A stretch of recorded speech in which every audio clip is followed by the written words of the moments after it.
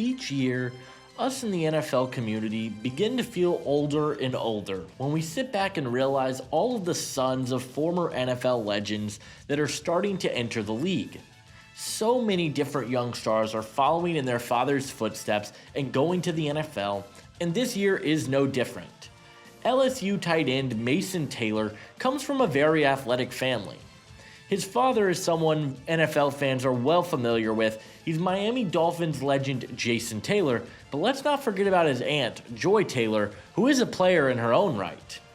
Mason is one of the youngest players in this draft class, and in a tight end class loaded with talent, how high could he hear his name called on draft night? That is what we are going to be going over in today's video. But hey guys, if you guys are new to the channel, consider hitting that like and subscribe button. Also, be sure to check out my Patreon page, where for $5 a month, you guys will get exclusive access to my in-depth draft guide and big board, with over 500 scouting reports and evaluations with player measurements, advanced analytics, and player stats to help you be successful this draft cycle. It is truly one of the best resources that you will find on the market, and if you enjoy my NFL draft content, it's an easy way to support the channel. Leave a comment and let me know which prospects you guys would be interested in seeing in a future video, and without further ado, let's take a closer look at Mason Taylor. Mason Taylor is one of the youngest players in this draft class, and he'll be 20 years old on draft night. He's been with the Tigers since 2022, where he was a freshman All-American and has gone on to be pretty productive throughout his time with the Tigers.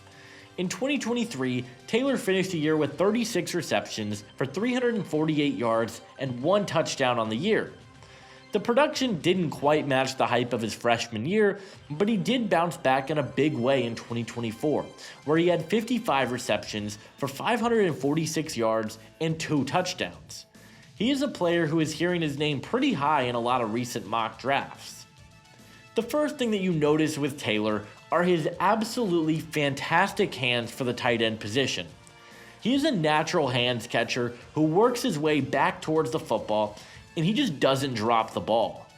Throughout his entire college career, Taylor has a 5.1% drop rate, which is absolutely fantastic for a player who has seen nearly 200 targets in his career.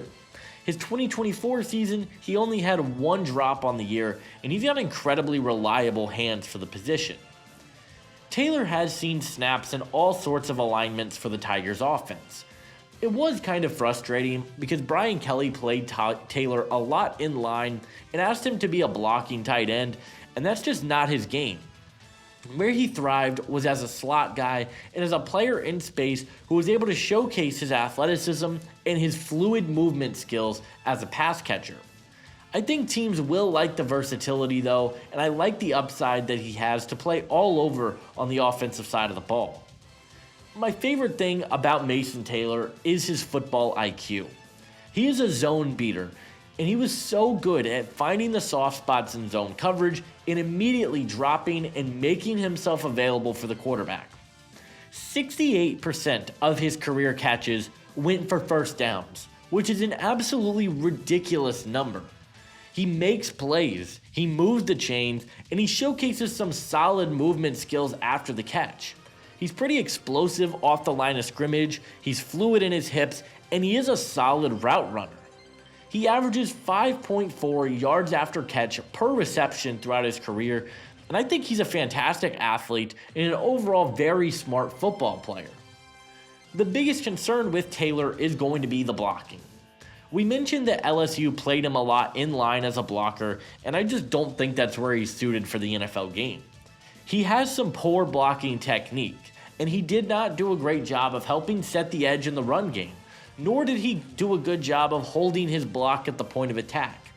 He plays pretty upright as a blocker, and I think he leaves a lot to be desired in the blocking department. He comes in pretty square, and at times is pushed off balance, and it's just not a pretty sight. He shows a willingness to block, which I appreciate, but overall, I don't think that's where he will be best suited in the league. As a route runner, I have my reservations about Taylor as well. We mentioned how impressive he is at beating zone coverage and that he is a good route runner, but I wouldn't say he's super quick, nor would I say he's really twitchy either, and I felt he oftentimes struggled to consistently create separation in man-to-man coverage. You see the athleticism on tape. I was just left wanting more from him, particularly when breaking out of his routes, because he honestly felt pretty slow at times. I also worry about the route tree with Taylor. He was really underutilized in the LSU offense, and we just didn't see him run a diverse route tree for the Tigers. More than 2/3 of his receptions have come within 5 air yards of the line of scrimmage per 33rd team, and when you watch it on tape, it shows up time and time again. He's often just sitting in the flat or about 3 yards in front of the line of scrimmage, running a quick slant across the middle, and that's about it. He had a very simplistic route tree and just wasn't asked to do much, which could raise questions about how good of a route runner is he really at the NFL level. With that being said, Mason Taylor is a really solid prospect. I think he has great athleticism, he's a reliable pass catcher, and I think he shows a willingness to block, which I like even though he's not great in that area at this point in his career. I do think he needs to improve as a separator, be a more consistent route runner, get open in man-to-man coverage more consistently, but I do think he could be, at the very worst, a solid tight end too for an NFL team with the upside to develop into a number 1 tight end. He's my number 5 tight end in the draft class and my number 87 overall prospect. In terms of a scheme fit, we hinted at it earlier, but Taylor is going to be best utilized as a move tight end and as a more receiving type of tight end at the NFL level.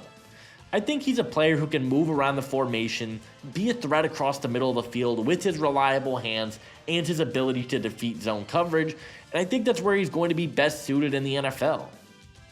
My player comparison for Mason Taylor is Green Bay Packers tight end Tucker Kraft. Kraft is a fantastic athlete who has really developed into one of the more reliable pass-catching tight ends in the league. He has phenomenal hands, can make plays after the catch, and is a really good route runner, and I think Taylor has a lot of those same traits going for him. And at his peak, I could see him being a very similar player to what Tucker Kraft has turned into for the Green Bay Packers. Mason Taylor is a zone beater. He has high football IQ, and he doesn't drop the football when it's thrown his way. Obviously, football is in his DNA, and I do think he can be a solid player in the NFL. Whether he cleans up his inconsistencies or not, I think there's a role for him in the league, and ultimately, I believe that Mason Taylor will be a 2nd to 3rd round pick in the 2025 NFL Draft.